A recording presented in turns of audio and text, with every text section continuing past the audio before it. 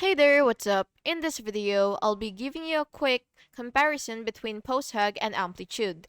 This is useful if you want to decide which tool fits your product analytics needs in 2025. So yeah, let's break it down.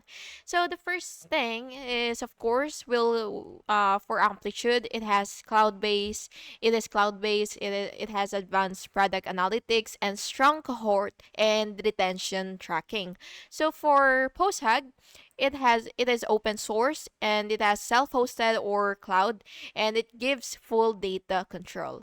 Now next, for key features comparison, Amplitude, it has behavioral analytics, path analytics, retention charts, and free up to 10M events or year. And for PostHug, it has event auto capture, session recording, feature flags, and self hosting for full privacy.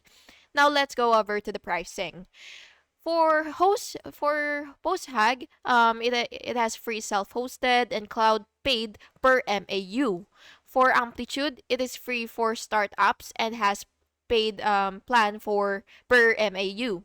Now for the ease of use, Amplitude, it has pre-built dashboards which is easier for non-technical users.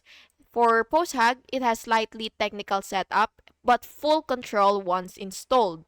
Now, for the recommendation, if you would want quick deployment and advanced reporting, then you should choose Amplitude. But if you want data privacy and self-hosting, then you should go ahead and choose PostHog. And yeah, that's the comparison between PostHog and Amplitude in 2025. So you just gotta have to choose based on your technical ability and privacy needs. And yeah, I hope you found this video helpful. And if you did, please make sure to like and subscribe for more videos like this. Thank you and have an awesome day.